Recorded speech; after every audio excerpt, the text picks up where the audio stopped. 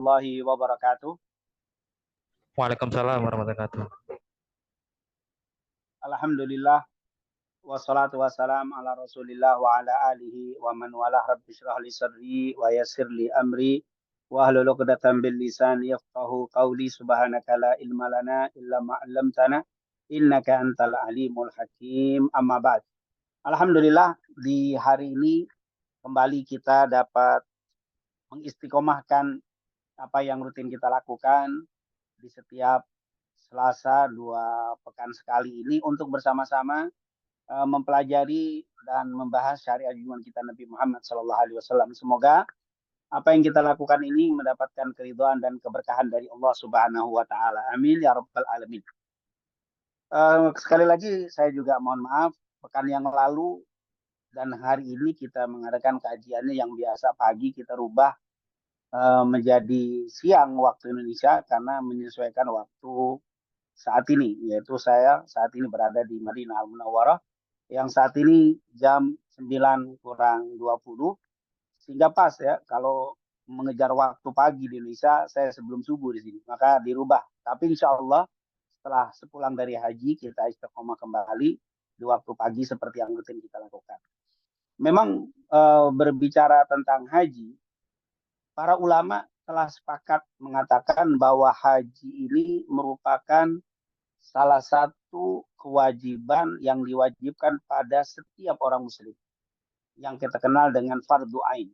Jadi fardu atau kewajiban yang diwajibkan bagi setiap orang muslim tentunya dengan syarat mampu. Kenapa? Karena memang di dalam ibadah haji nanti kita akan ketahui tidak setiap orang mampu. Maka di situ digunakan kata-kata mampu. Dan juga di dalam rukun Islam pun haji itu diletakkan di rukun yang kelima. Yaitu rukun Islam yang kelima adalah haji. Karena memang ditaruh yang paling akhir karena tidak setiap orang bisa melakukan ini. Tetapi setiap kita harus punya keinginan dan niat untuk berhaji. Bahkan banyak para ulama mengatakan apabila ada seorang muslim, muslimah yang tidak tertanam, tidak terbesit, tidak ada niatan di dalam hati untuk berhaji, maka keimanannya itu katanya kurang bagus. Artinya memiliki sifat munafik, sifat kemunafikan. Kenapa? Ketika tidak ada dalam hati niatan untuk berhaji. Karena haji ini merupakan kewajiban yang diwajibkan bagi setiap muslim muslimah. Dan ini telah disepakati kewajibannya. Sebagaimana Allah katakan dalam surat Al-Imran di ayat 97, walillahi 'alan nasi hijjul bait. Dan bagi setiap manusia yang beriman wajib untuk pergi haji karena Allah. Liman istata'a ilaihi sabila. Walillahi 'alan nasi hijjul baiti man istata'a ilaihi sabila. Setiap orang yang memiliki kemampuan untuk melaksanakan ibadah haji, maka wajib baginya untuk melaksanakan ibadah haji. Ini merupakan salah satu ayat di dalam Al-Quran yang menunjukkan kewajiban berhaji. Begitu juga kalau kita lihat hadis-hadis Nabi Muhammad SAW. Cukup banyak hadis-hadis Rasulullah SAW yang menunjukkan kewajiban untuk berhaji. Di antaranya Rasulullah SAW pernah bersabda, riwayat dari Abdullah bin Umar, Rasulullah SAW bersabda, Bunyal Islamu ala khamsin, syahadati an la ilaha illallah, wa anna Muhammadar Rasulullah, wa iqamis salah, wa ita'iz zakah, wa hajjil bait, wa saumi Ramadan. Itu disebutkan wa hajjil bait. Islam itu dibangun atas 5 dasar, yaitu 2 kalimat syahadat, kemudian sholat, zakat, puasa, dan juga haji. Berarti dalil kewajiban haji itu ada di dalam Al-Quran, ada di dalam hadis Nabi Muhammad SAW, dan juga ada di dalam ijma. Berdasarkan Quran dan hadis ini, karena Quran dan hadis sudah menyebutkan kewajiban haji, maka para ulama sudah mengadakan kesepakatan yang disebut dengan ijma. Ijma itu adalah kesepakatan ulama. Artinya tidak ada seorang ulama pun yang mengingkari. Tidak ada satu orang pun ulama yang mengingkari kewajiban untuk melaksanakan ibadah haji. Sudah menjadi ijma'ul ummah, ijma'ul ulama, bahwa haji merupakan syariat Islam yang diwajibkan pada semua umat Nabi Muhammad SAW yang memiliki kemampuan. Dan alhamdulillah seluruh ulama juga sepakat bahwa haji itu dilaksanakan seumur hidup sekali yang wajibnya. Jadi yang wajibnya itu seumur hidup hanya satu kali. Berdasarkan hadis Abu Hurairah radhiyallahu an, Rasulullah sallallahu alaihi wasallam pernah berkhutbah di Arafah. Ada yang mengatakan khutbahnya di Mina. Artinya Rasulullah saat haji, Rasulullah berkhutbah. Dikatakan oleh Abu Hurairah, khatabana Rasulullah sallallahu alaihi wasallam, waktu itu Rasulullah berkhutbah di depan kami. Waqala, beliau sallallahu alaihi wasallam bersabda, innallaha qad farada alaikumul hajj. Di riwayat yang lain, innallaha furida alaikumul hajj. Sesungguhnya Allah telah mewajibkan. Di riwayat yang lain, furida alaikumul hajj, diwajibkan kepada kalian untuk melaksanakan haji. Fahujju, maka berhajilah kalian semuanya. Waktu itu ada seseorang sahabat yang bertanya. Ada yang mengatakan sahabat ini Aqra bin Habis. Beliau bertanya, ya Rasulullah, afi kulli amin. Ya Rasul, apakah haji di setiap tahun? Masa kata Nabi, Nabi tidak menjawab. Lalu orang itu nanya lagi, akullu amin ya Rasulullah, apakah setiap tahun ya Rasulullah? Nabi tidak menjawab lagi. Sampai orang itu bertanya yang ketiga kalinya, akullu amin ya Rasulullah, apakah haji di setiap tahun ya Rasul? Faqala Nabi SAW, lau qultu na'am la wajabat. Lama stata'tum. Kata Rasul, seandainya aku katakan iya, maka haji ini menjadi setiap tahun wajib bagi kalian dan kalian akan mengalami kesulitan dengan tidak akan bisa. Maka berdasarkan hadis Bukhari Muslim dari Abu Hurairah ini, akhirnya para ulama juga sepakat bahwa haji itu wajib bagi setiap orang muslim, muslimah yang memiliki kemampuan. Dan kewajiban haji ini seumur hidupnya sekali. Tetapi tentunya bukan sesuatu larangan bagi mereka yang berhaji berkali-kali. Karena kata-kata bahwa diwajibkan sekali bukan berarti tidak boleh lebih sekali. Karena hampir semua sahabat kalau kita baca kisahnya, sejarahnya, rata-rata hajinya lebih dari sekali. Seperti Umar, Abu Bakar, itu lebih dari sekali. Bahkan Sayyidina Hasan bin Ali bin Abi Thalib berhaji sampai 25 kali. Artinya kewajiban haji itu seumur hidup sekali. Tapi lebihnya itu jatuhnya hukum sunnah. Nah, karena ini sebuah kewajiban bagi mereka yang mampu, maka tentu bagi mereka yang memiliki kemampuan, lalu tidak mau melaksanakan ibadah haji, atau menunda-nunda untuk berangkat haji, akan mendapatkan ancaman yang luar biasa dari Rasulullah SAW. Di antaranya ancaman yang pernah disampaikan oleh Umar bin Khattab radhiyallahu an. Beliau pernah berkata, "Man ataqa al-hajja falam yahuj." Siapa yang mampu dan bisa berhaji, lalu dia tidak mau berhaji, fasawaun alaihi yahudiyan mata au nasraniyan. Maka silakan pilih untuk orang yang tidak mau berhaji padahal dia mampu. Matinya nanti dengan cara Yahudi atau cara Nasrani. Ini perkataan bukan perkataan Rasul tapi perkataan Umar bin Khattab. Dikatakan man ataqal al-hajja falam yahuj. Siapa yang memiliki kemampuan untuk berhaji lalu dia tidak mau berhaji, maka silakan pilih kata Umar bin Khattab. Matinya mati Yahudi atau mati secara Nasrani. Ini ancaman yang luar biasa. Di kesempatan lain, Rasulullah Shallallahu Alaihi Wasallam yang diriwayatkan oleh Umar pernah mengatakan, "Laqad hamamtu an ab'atha rijalan ila hadhil amsar, fayanzuru kullaman kana lahu jaddah falam yahuj."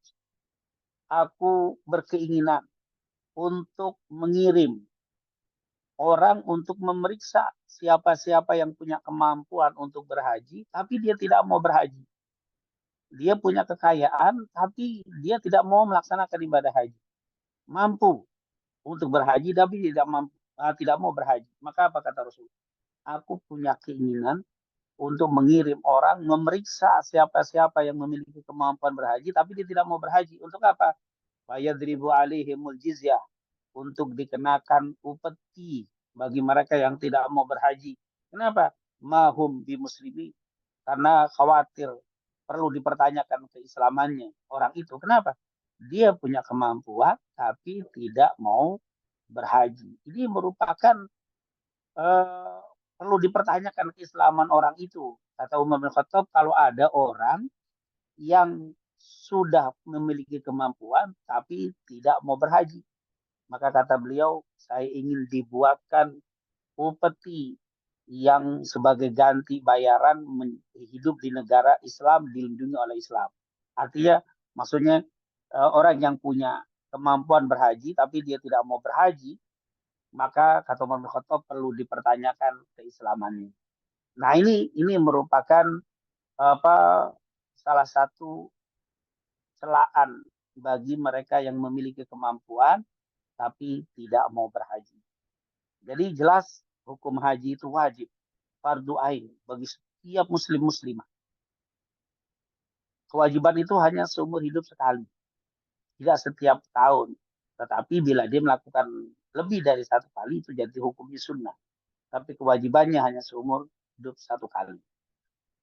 Dan kewajiban haji ini, fardu ain ini, dan juga satu kali seumur hidup ini merupakan hukum yang telah disepakati oleh seluruh ulama. Tapi haji itu diberikan kalimat manis patoa bagi yang mampu. Kenapa? Karena memang haji ini termasuk ibadah yang sedikit unik. Kenapa? Dia itu terlalu kaku haji. Saya katakan terlalu kaku kenapa? Karena waktunya ditentukan. Tempatnya ditentukan. Tata caranya ditentukan. Karena tempat, waktu, dan tata cara ditentukan, maka akan sulit untuk bisa semua umat Islam melakukan ibadah haji. Berbeda dengan ibadah-ibadah lain seperti sholat, waktunya ditentukan, tapi tempat kan tidak ditentukan. Masjid ada tempat yang paling afdal, tetapi boleh sholat di rumah, boleh sholat di kendaraan, boleh sholat di kampung masing-masing, di kantor masing-masing. Nah, ini adalah longgar. Waktunya pun agak senggang, dari duhur sampai asar. Itu waktunya bisa dipilih, nggak harus jam 12. Tapi waktu afdolnya ada. Nah, ini menu kemudahan, terutama bisa sholat di kampung masing-masing, di kota masing-masing. Waktunya, tempat itu bebas, tidak ditentukan. Begitu juga puasa, begitu juga zakat. Sementara haji, waktunya tempatnya ditentukan, yaitu hanya di Masyaril Haram, yaitu di wilayah haram, yaitu Mina, Arafah, Musdalifah, Mekah, itu sekitar itu aja. Tidak bisa di tempat lain. Maka ini yang menyebabkan tidak semua orang bisa ibadah haji. Yang kedua, tempat ini kan tidak semua manusia, tidak semua umat Islam dekat dengan tempat ini. Tapi tempat ini ada yang negaranya jauh sekali, maka memerlukan biaya yang cukup besar. Dan juga tempat ini terbatas, maka yang datang pun dibatasi. Maka ada yang berangkat bayar sekarang, berangkatnya mungkin 10-20 tahun yang akan datang. Kenapa? Karena antrian, karena terbatasnya tempat, terbatasnya sarana untuk menampung orang-orang berhaji. Maka ini kalimat manis tatoa, siapa yang mampu. Karena tidak setiap orang mampu, karena tadi ibadah ini adalah waktunya sudah ditentukan, tempatnya ditentukan, dan tentunya tata caranya khudu an limanasikakum, tata caranya pun ditentukan. Nah, inilah kenapa haji itu menjadi sesuatu yang tidak semua orang bisa. Tetapi alhamdulillah kita tetap harus ada keinginan. Jangan pernah kita mengatakan, wah saya sih tidak mungkin lah bisa berhaji, lalu saya tidak mau berusaha. Ini salah. Bahkan kata para ulama, di antara ikhtiar kita itu ketika kita melihat, wah antrian ini sangat panjang sekali. Kalau saya daftar sekarang, 30 tahun lagi baru berangkat. Sementara saya umur sekarang sudah sekian. wah saya tidak mungkin. Tidak ada kalimat itu. Maka ikhtiarnya kita menunjukkan kesungguhan kita, tetap kita bayar, kita nyetor istilahnya. Itu adalah sebagai kesungguhan kita, dan seandainya tiba-tiba orang itu belum berangkat lalu meninggal dunia, insya Allah sudah terhitung orang yang sudah punya keinginan dan niat untuk berhaji. Tetapi ketika dia melihat antrian yang panjang lalu dia tidak mau berangkat dan tidak mau membayar, ini sesuatu tentunya yang menunjukkan tidak ada keinginan untuk berhaji. Maka memang haji ini diperlukan waktu yang panjang, karena dalam Al-Quran 197 Al-Baqarah, Al-Hajju Asyhurun Ma'lumat, yaitu haji itu dilakukan di bulan-bulan tertentu dari bulan Dzulqa'dah, Dzulhijjah, Muharram. Biaya juga sangat besar yang untuk diperlukan, berbeda dengan ibadah-ibadah lain. Dan juga yang ketiga, tenaga juga sangat besar. Makanya di situ kalimat manis tatoa, diwajibkan pergi haji bagi yang mampu. Karena harus mampu materi, mampu tenaga, dan juga waktunya sangat luar biasa, panjang sekali untuk melakukan ibadah haji. Oleh karena itu, inilah tentunya kewajiban haji yang ditetapkan dalam Islam, dan harus ada di dalam hati setiap orang muslim keinginan untuk berhaji. Dan kewajiban ini jatuh kepada mereka yang berhaji, tapi dengan kalimat yang mampu. Tentunya bagi mereka yang tidak memiliki kemampuan, maka tentunya tidak terkena hukum wajib seperti yang telah disepakati oleh para ulama. Adapun ancamannya tentunya sudah banyak disebutkan di dalam hadis-hadis Rasulullah Sallallahu Alaihi Wasallam bagi mereka yang tidak berhaji padahal mereka memiliki kemampuan. Nah, salah satunya tadi disebutkan bahwa diragukan keislamannya bagi mereka yang memiliki kemampuan, sementara mereka tidak mau berhaji. Bahkan di dalam riwayat Al-Imam Ibn Hibban dan juga Imam Baihaqi dalam kitabnya Syu'abul Iman, Inna Allah Azza wa Jalla yaqul, dan diriwayatkan oleh Abu Sa'id Al-Khudri bahwa Allah Subhanahu wa taala pernah berfirman, Inna Rasulullah SAW bersabda, Inna Allah Azza wa Jalla, Inna Allah Azza wa Jalla yaqul, Allah Subhanahu wa taala berfirman, inna abdan, sesungguhnya seorang hamba, dikatakan ashahtu lahu jismahu, aku sudah kasih sehat baginya badannya, au ausa'tu alaihi rizqahu fil ma'isyah. Kata Allah, wahai hambaku yang sudah aku kasih sehat badan, sudah aku kasih rizki yang cukup, tapi tamzi alaihi khamsatu awam, tapi 5 tahun sudah berjalan, kemudian dia la yafid ilayyal mahrum, tapi dia tidak mau juga untuk berangkat melaksanakan ibadah haji. Sungguh dia ini orang yang telah telah kufur nikmat. Allah sangat murka kepada orang ini. 5 tahun sudah berlalu, padahal rizki dikasih lebih, sehat dikasih oleh Allah, tapi tetap tidak mau berhaji. Makanya Ibn Abbas pernah berkata, Rasulullah SAW bersabda, ta'ajjalu ilal haji, segeralah kalian berangkat haji, fa inna hadakum la yadri ma yaridu lahu, karena seseorang tidak tahu, karena kalian tidak tahu apa yang akan terjadi di tahun-tahun berikutnya. Saat engkau punya kesempatan, berangkatlah. Saat engkau ada kesempatan, ada rezeki, pergunakan, karena engkau tidak tahu apa yang akan terjadi di tahun berikutnya. Maka Rasulullah SAW juga mengatakan dalam riwayat yang lain, man aradal hajj fal yata'ajjal, siapa yang punya rezeki, segera berangkat haji. Fa'innahu qad yamrudul marid, karena boleh jadi yang saat ini sehat, tahun depan dia sakit. Atau watadillu dhalah, boleh jadi kata Rasulullah, tiba-tiba rezekimu yang saat ini ada, tahun depan tidak ada. Usaha bangkrut, tiba-tiba sesuatu kejadian, sangat mungkin. Wa ta'ridul hajah, atau mungkin tiba-tiba ada hajat yang mendesak sehingga kamu tidak bisa berangkat haji. Oleh karena itu, jangan pernah menunda untuk berangkat haji. Dan alhamdulillah, sekarang kita lihat di Indonesia ini sudah banyak. Kalau memang kita lihat ke poin biasa, misalkan antrinya sangat panjang, nah, ternyata ada alternatif lain yang bisa berangkat lebih cepat, yang plus misalkan 5 tahun, atau mungkin yang roda dan yang lain itu bisa sekali saat ini bayar 2 bulan 3 bulan berangkat. Alhamdulillah, ini merupakan kemudahan-kemudahan yang Allah kasih kepada kita. Insya Allah Allah Subhanahu Wa Taala selalu memberikan kepada kita sehat walafiat, memberikan rizki, memberikan kesempatan untuk bisa melaksanakan ibadah haji. Amin amin ya rabbal alamin. Mungkin itu yang bisa kita sampaikan di sesi pertama ini. Tentunya eh, kita lebih banyak memberikan kesempatan untuk bertanya atau membuka sesi tanya jawab kepada para jamaah, baik berkaitan dengan ibadah haji atau yang lainnya. Tentunya kalau ditanya apa usaha untuk bisa berhaji, yang pertama tentunya harus ada niatan di dalam hati untuk berhaji. Ini yang harus utama.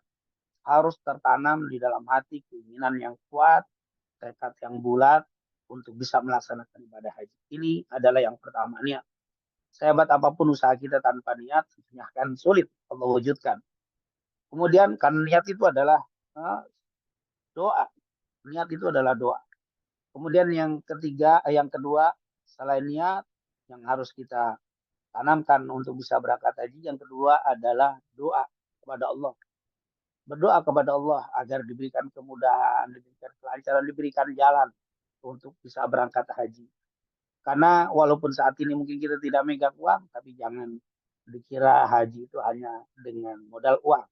Tapi boleh jadi dengan doa-doa kita yang kuat, Allah berikan keajaiban kepada kita. Banyak sekali saudara kita yang berhaji tidak menggunakan uang. Boleh jadi dihajikan orang, boleh dan seterusnya. Pintu-pintu jalan menuju Allah sangat-sangat banyak dan kita kadang-kadang di luar akal kita. Maka selain niat kuatkan, yang kedua adalah berdoa jangan putus untuk bisa melaksanakan ibadah haji, dan yang ketiga tentunya ikhtiar untuk mencari rezeki.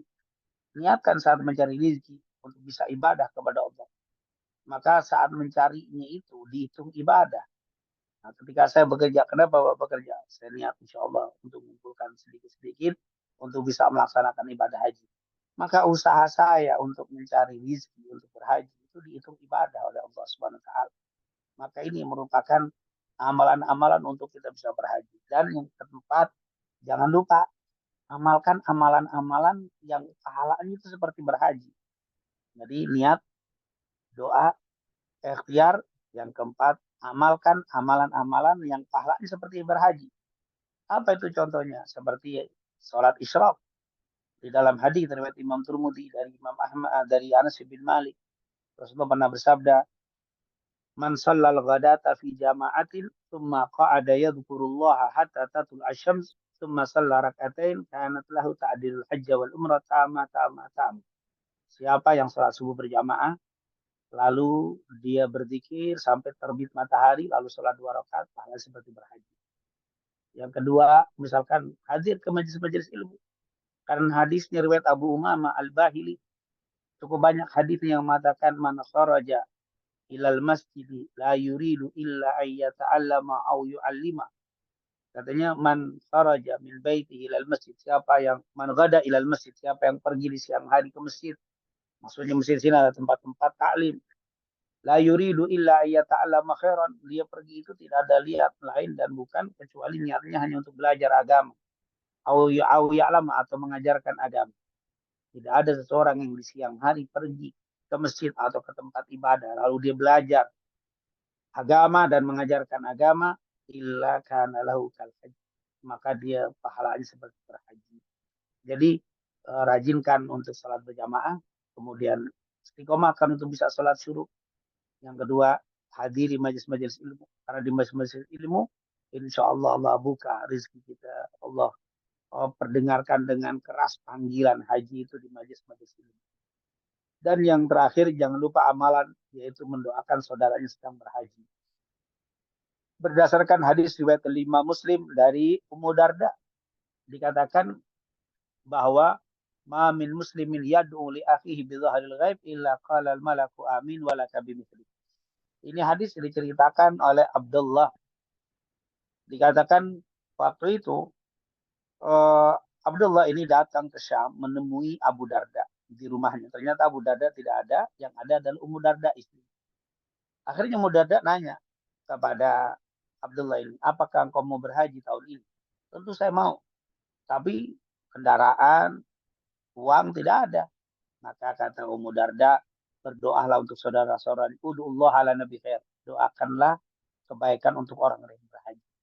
Sungguh orang yang suka mendoakan orang yang berhaji, Allah akan memberikan pahala kepada orang itu seperti saudaranya yang berhaji. Nah ini tentunya amalan-amalan yang menjadi insya Allah pemicu, pendorong agar kita bisa berhaji. Amin, amin ya rabbal alamin. Mungkin itu yang bisa saya sampaikan di sesi pertama. Mungkin kalau ada pertanyaan dipersilakan Saudara Yudi. Betul.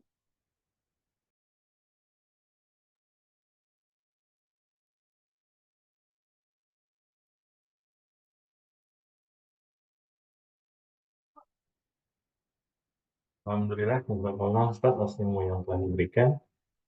Baik, kita masuk ke sesi kedua, sesi tanya jawab. Kami silakan kepada seluruh jamaah untuk dapat secara langsung menyampaikan kepada Ustaz atau menitipkan kepada kami melalui chat untuk kami bacakan. Silakan.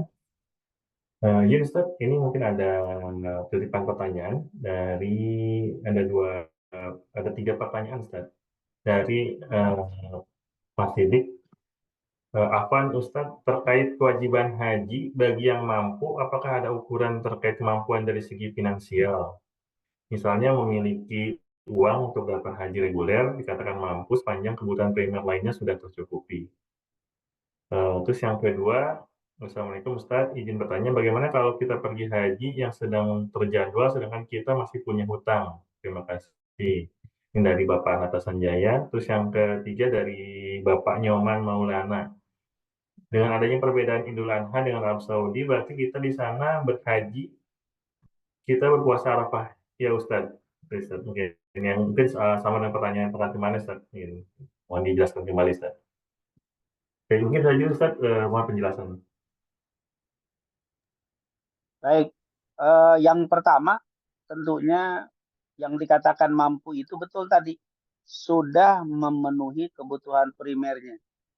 Ketika sudah memenuhi kebutuhan pokoknya, kemudian dia ada lebih untuk bisa melaksanakan ibadah haji, ongkos perjalanan dan selama tinggal di sana dan juga bekal yang ditinggal, maka itu sudah dihitung mampu. Jadi kalau sudah kebutuhan primernya sudah dipenuhi dan dia punya keuangan untuk berangkat dan juga orang yang ditinggal bisa ada uang bekalnya, maka ini merupakan uh, masuk ke dalam kriteria mampu. Jadi termasuk kriteria mampu. Itu yang pertama. Kemudian yang kedua, betul tadi apa pertanyaan, maaf saya lupa tuh yang kedua tadi. Yang kedua terkait ini Ustadz, bagaimana kalau kita pergi haji yang sedang terjadwal, sedangkan kita masih punya hutang Ustadz. Jadi pergi haji, tapi kita masih punya hutang Ustadz. Iya, ketika kita sudah berangkat atau kalau memang kita mau daftar masih punya utang, jangan utang dulu penuhi.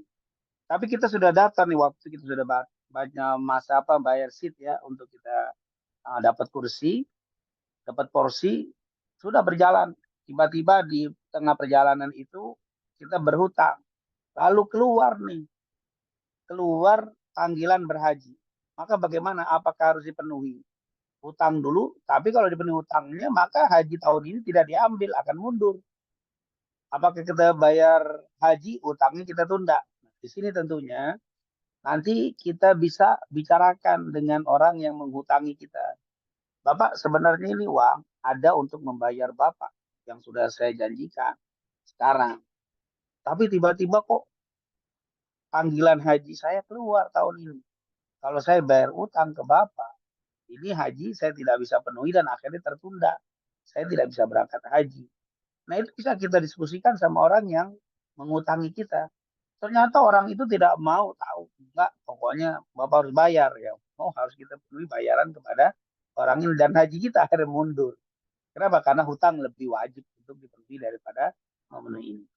Tetapi kalau orang itu bisa diajak bicara, maka ini tentunya diperbolehkan untuk kita membayar haji, berangkat haji nanti. Kenapa? Karena haji waktunya terbatas. Sementara hutang ini kalau orang ini memberikan perluasan untuk membayarnya ini sangat luar biasa. Makanya nanti ini berkaitan dengan orang yang menghutangkan ya. Karena di dalam hadis nanti, di dalam Al-Quran, bahwa orang yang suka memberikan kelapangan ketika saudaranya mau membayar hutang, lalu tidak bisa, lalu diberikan kelapangan, diberikan waktu yang lebih lapang, maka Allah akan memberikan berbagai rahmat, berbagai kebaikan kepada orang yang menghutangi. Jadi tetap kita harus diskusi, harus bertanya dulu, harus minta izin dulu. Tidak boleh kita bayar berangkat sementara utang yang sudah kita janjikan itu kita lewati. Tidak boleh, harus kita bayar. Tapi kalau utang itu harusnya bayar nanti, misalkan bulan Januari depan. Tapi sekarang haji sudah keluar, ya haji dulu, insya Allah membuka pintu rezeki kita. Karena bayar utangnya belum jatuh tempo, masih jauh istilahnya, masih bisa kita ikhtiar lagi. Maka berhaji lebih. Kenapa insya Allah dengan berhaji kita berdoa, maka Allah bukakan pintu rezeki, lalu kita bisa bayar utang.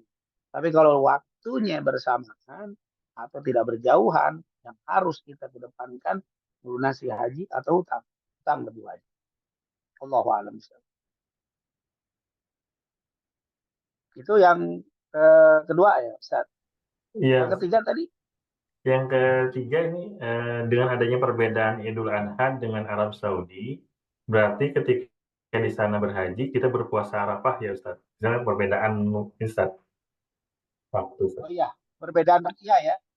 Seperti yang saya katakan, jumhur ulama lebih banyak ru'yah masing-masing. Jadi misalkan di sini kalau nggak salah besok itu Arafahnya hari Sabtu. Tanggal wukufnya itu hari Sabtu. Maka yang di Indonesia tidak harus puasa 9 Dzulhijjahnya itu hari Sabtu. Lihat aja tanggal 9 Dzulhijjahnya hari apa? Hari Jumat. Berarti Bapak di sana puasa 9 Dzulhijjahnya itu di hari Jumat. Tidak harus sama dengan kita. Tidak harus sama. Karena di situ hitungannya adalah puasa tanggal 9 Dzulhijjah yang pas tanggal 9 Dzulhijjah itu wukuf. Jadi sekali lagi pendapat, walaupun ada yang mengatakan harus ikuti wukuf Arafah, ada yang mengatakan negeri masing-masing. Dan yang lebih kuat dari pendapat jumhur ulama, negeri masing-masing itu ya masing-masing. Wallahu a'lam. Tapi tentunya ada pendapat dari Imam Syaukani perlu diingat, ketika ada terjadi perbedaan di antara ulama fikih, misalkan mazhab ini menganjurkan puasa Arafah sesuai dengan orang hukum di Arafah. Mazhab yang satu mengatakan tidak, sesuai dengan masing-masing. Ketika ada terjadi perbedaan seperti itu, maka kita tidak boleh mencaci, mencela, mengingkari atau perlu kita ributkan perbedaan tersebut. Kenapa? Karena masih ada pendapat ulama-ulama mazhab yang berbeda, maka kita meyakini dan mengamalkan apa yang kita yakini dan tidak perlu menyalahkan orang yang berbeda dengan keyakinan kita. Jadi sekali lagi, ada yang mengatakan ikuti wukuf di Arafah, tapi kebanyakan ulama ikuti ru'yah masing-masing. Wallahu a'lam bishawab. Jazakallah, Ustaz. Ustaz, mungkin ada titipan pertanyaan lagi Ustaz. Pertanyaan berikutnya dari Muhammad Prasetya. Afwan Ustaz, jika tiba-tiba ada rezeki untuk berangkat haji plus atau furoda, dan di saat bersamaan orang tua atau mertua belum berangkat, tapi sudah daftar reguler. Apakah baiknya kita berangkatkan mertua orang tua menggunakan yang haji plus furoda dulu, atau dahulukan pribadi yang berangkat, Ustaz? Itu poin. Ustaz.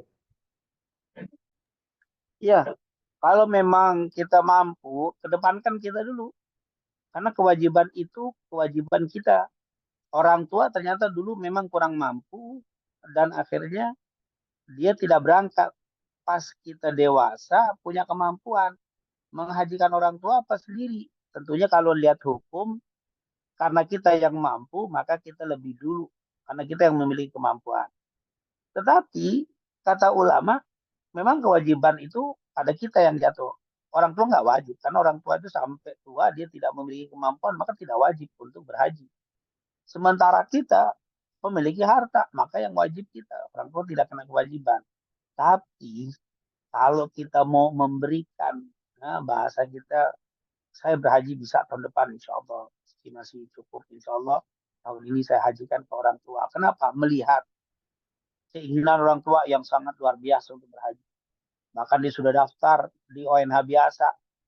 Saat ini umurnya sudah sekian. ONH itu saya lihat masih 3-4 tahun lagi. Wah ini tentunya kita khawatir dengan usia yang sudah lanjut. Kemudian yang kedua juga bahwa kita gantikan ke yang bagus, misalkan ke yang plus, yang roda yang langsung, karena yang langsung dan bagus itu tentunya fasilitasnya lebih, dari hotel dan sebagainya itu kan lebih, dan juga harinya lebih cepat untuk lebih memperingan eh, apa tenaga untuk orang tua. ONA biasa itu 40-an hari, hotelnya agak jauh dan seterusnya. Maka sebagai bakti kita boleh mengedepankan orang tua kita. Kenapa? Ya tetap takdir dari Allah, bukan berarti kita tidak mau berhaji, tapi kita waktu alhamdulillah masih muda. Istilahnya umur insya Allah masih setahun 2 tahun masih mampu. Yang kedua juga kita lihat rezeki alhamdulillah insya Allah dengan menghajikan orang tua itu. Nah, kenapa? Sekali lagi bukan kita tidak mau berhaji, kita mau berhaji, tapi saya tahu ini kewajiban, tapi saat ini saya berikan dulu ke orang tua. Itu boleh kata ulama. Walaupun kalau ditanya secara umum orang tua berhaji atau sudah bisa berhaji, kita bisa berhaji. Sebenarnya kita juga punya kewajiban lebih terhadap diri kita.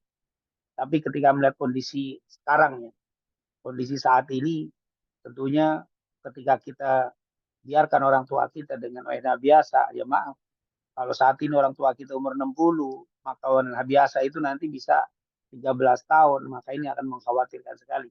Kalau kita punya rezeki, alangkah indahnya, alangkah luar biasanya kalau kita hajikan orang tua kita di pena yang bagus, yang cepat berangkatnya supaya lebih memaksimalkan ibadahnya. Karena memang maaf, ibadah haji ini ketika kita berhaji dalam usia tua itu berbeda di saat kita usia muda. Karena haji ini sangat memerlukan tenaga yang besar. Kalau dia sudah usia lanjut, tentunya tidak maksimal seperti yang masih muda. Jadi kalau mau ditanya, sebenarnya orang tua wajib, kita wajib. Kalau punya rezeki hanya satu dan ke depan saya belum bisa berhaji dengan uang ini, betul-betul uang yang rezeki yang tidak terduga-duga dan tidak ada lagi untuk haji berikutnya, saya lebih berhak menghajikan diri saya karena itu adalah harta saya. Tapi kalau saya masih alhamdulillah kerjaan saya bagus, masih ada pekerjaan lain, insya Allah tahun depan milik ada lagi, hajikan orang tua saat ini tidak apa-apa. Kenapa? Karena melihat dia mendaftar di ONH biasa yang cukup lama berangkatnya, ditambah fasilitasnya, ditambah jauhnya nanti, sementara umur orang tua kita sudah lanjut, maka hajikan orang tua, biaya berikan kepada mereka untuk berhaji yang bagus. Tahun depan Allah pasti bukakan rezeki untuk kita. Tidak mungkin orang yang keluar rezekinya untuk orang tuanya tidak diganti oleh Allah. Jangankan untuk orang tua, ketika kita bersedekah untuk orang lain, bukan untuk berhaji, hanya untuk makan saja. Allah janjikan, alladzina yunfikuna amwalahu fi sabilillah kama tali habba ambatat sab'a sanabil fi kulli sumbulatin mi'at habba. Kalau sedekah biasa saja itu dilipat gandakan 700 kali. Bagaimana kalau yang kita sedekahkan untuk orang tua kita? Ini orang yang paling berhak untuk mendapatkan kebaikan kita. Yang kedua untuk ibadah lagi. Wah ini sudah yakin lah pasti kalau kita hajikan tahun ini, tahun depan kita lebih melimpah dan lebih bisa untuk melaksanakan ibadah. Itu harus kita yakin. Wallahu a'lam. Apa, Ustaz? Baik, kepada seluruh jamaah, masih ada waktu bagi yang ingin menyampaikan pertanyaan. Silakan, silakan. Baik, Ustaz, sambil menunggu apa jemaah lain mengajukan pertanyaan, ada pertanyaan dari Ustaz, dari saya, Ustaz, tapi di luar tema, Ustaz. Terkait dengan ini, Ustaz, puasa yang 9 Zulhijjah, Ustaz, ya, 1 sampai 9 Zulhijjah. Apakah itu bisa diniatkan berbarengan dengan membayar hutang puasa Ramadan, Ustaz? Mungkin itu aja, Ustaz. Terima kasih. Ya, jadi puasa sunnah ini ada yang umum, yang namanya am, ada yang khas atau ta'yin, ada yang khusus. Jadi kata para ulama, kalau puasa sunnah yang sifatnya umum, boleh digabung. Tapi kalau puasa yang sifatnya khusus, itu tidak boleh digabung. Misalkan begini, ketika kita tanggal 1 sampai tanggal 7 misalkan, itu adalah puasa yang istimewa. Tapi itu sifatnya umum.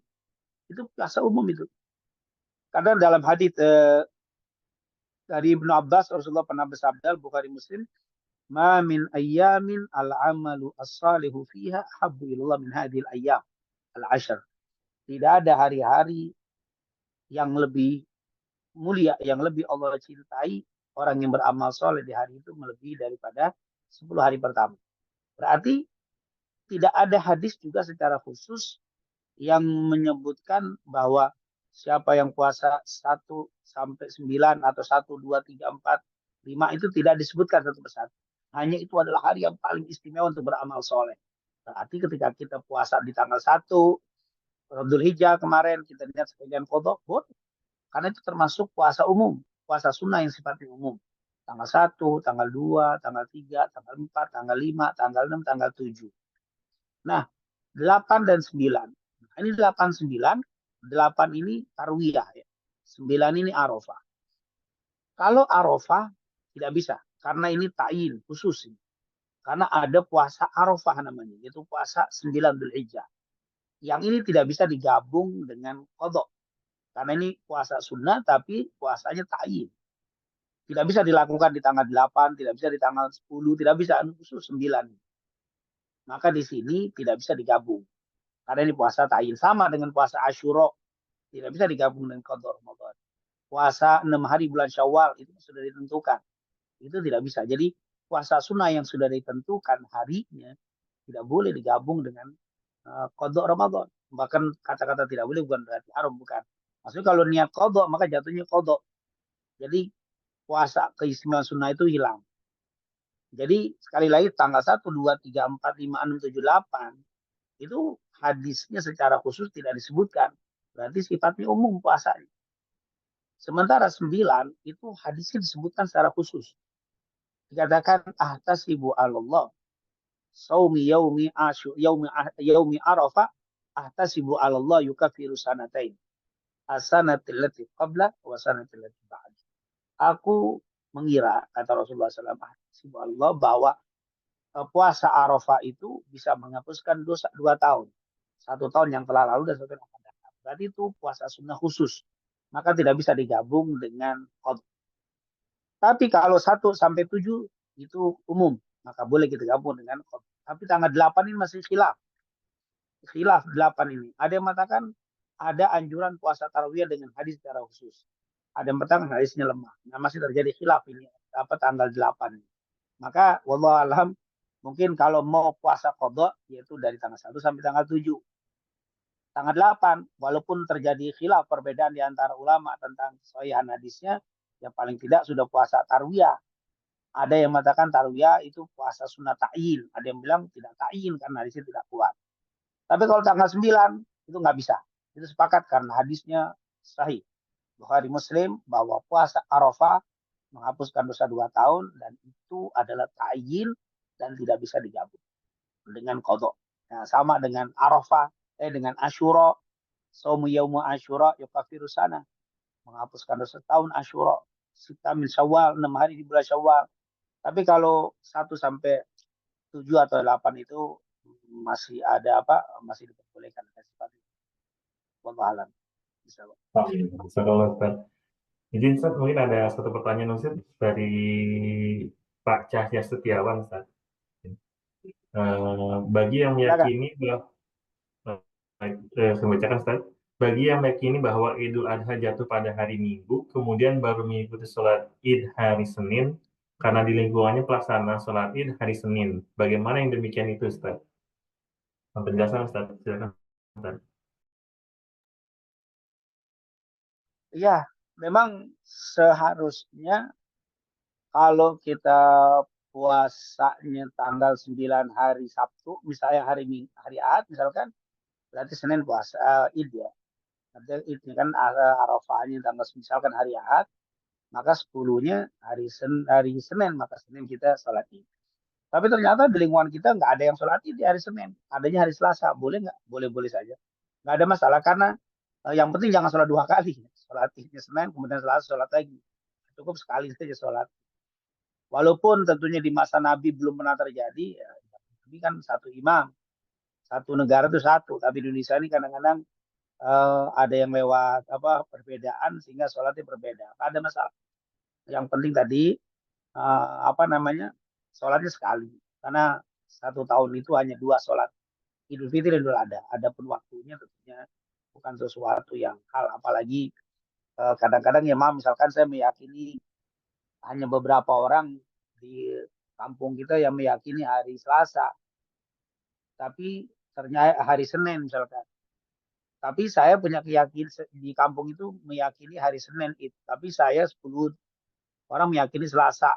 Sudah, kita hormati mereka, kita uh, tidak sholat, bahasa kita meninggalkan sholat yang kita yakini itu adalah waktunya, kita ngikutin sholat yang dilakukan di kampung. Misalkan saya meyakini itu Senin, tapi di kampung itu Selasa semua, maka sudah Senin saya sudah nggak mau puasa karena saya yakin sudah Id, tapi sholatnya saya ikut Selasa untuk menjaga persatuan. Nggak apa-apa, adalah hal yang bukan suatu yang pokok. Bahkan tidak sholat pun artinya kan hukum jumhur sunnah. Walaupun menurut Imam Ahmad sholat itu hukumnya wajib, tapi menurut jumhur sunnah. Seandainya nggak sholat pun tidak dosa. Apalagi kita sholat tapi menunda karena tidak ada sholat di lingkungan kita. Wallahu a'lam bishawab.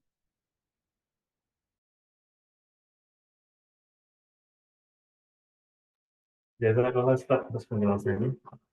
Baik, kepada seluruh jamaah, para ada pertanyaan. Mungkin karena sudah tidak ada pertanyaan, Ustaz, dan waktu juga sudah menunjukkan 13.27, sudah tinggal 3 menit lagi. Mungkin bisa kita tutup kajian ini. Dan sebelum kajian ini diakhiri, mungkin kami mohon kepada Ustaz Abdul Rahman Asgad untuk bisa memandu kita dalam berdoa. Silakan Ustaz.